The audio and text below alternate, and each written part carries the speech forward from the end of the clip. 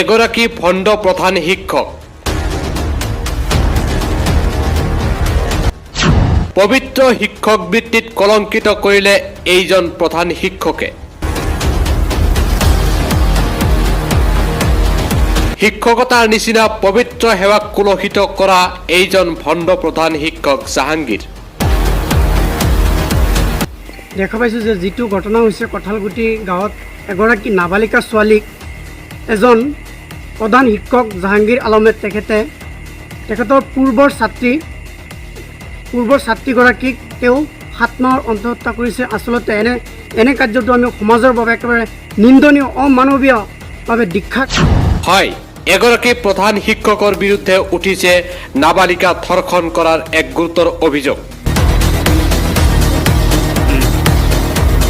জুৰিয়াত প্ৰধান শিক্ষকৰ ধৰ্ষণ আৰু এগৰাকী 15 বছৰীয়া নাবালিকাক গৰ্ভধাৰণ। কঁঠালগুটি বালিকা LP স্কুলৰ প্ৰধান শিক্ষক জাহাংগীৰে এগৰাকী নাবালিকাক ধৰ্ষণ কৰি অন্তঃহত্যা কৰাৰ গুৰুতৰ অভিযোগ উত্থাপন হৈছে।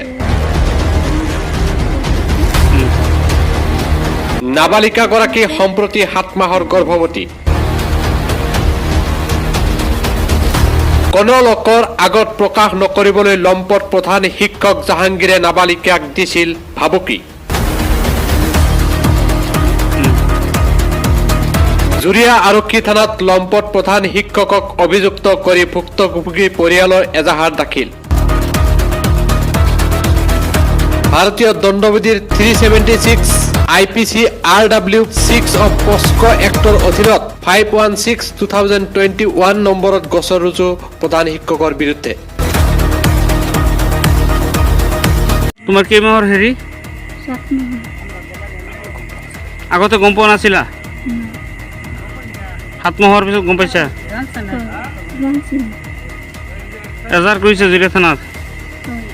জ্ঞানৰ ভাণ্ডাৰ থকা ব্যক্তি এগৰাকী এনে কাম যিটো কৰে সমাজৰ বাবে একেবাৰে নিন্দনীয়। জাহাংগীৰ আলম তেখেতে এই কামটো কৰিছে। তেখেতক আমাৰ আৰক্ষী মহোদয়ে যাতে অনতিপলমে গ্ৰেপ্তাৰ কৰি ইয়াৰ উচিত ব্যৱস্থা কৰে তাৰ বাবে আমি প্ৰশাসনলৈ আমি অনুৰোধ জনাইছোঁ কৰজনে। কঁঠালগুটি গাঁৱৰ ছোৱালীজনী নাবালিকা ছোৱালী স্কুলৰ হেডমাষ্টাৰ হয়। যিহেতু আমি স্থানীয় যুৱক হিচাপে আমাক গাঁৱৰ মানুহে মাতে, আমি যাওঁ উপস্থিত ঘটনাস্থলীত। ৰাইজে কোৱা মতে ঘটনাটো আমি শুনো যে 7 মাহৰ অন্তঃহত্যা হৈছে আৰু বহুত দিন আগৰ পৰা তেখেতৰ ঘৰত অহা যোৱা আছে। গতিকে তেখেতে আহি এজাহাৰ এটা দিছে। এজাহাৰৰ ভিত্তিত উচিত তদন্ত হ'ব লাগে। গতিকে আমি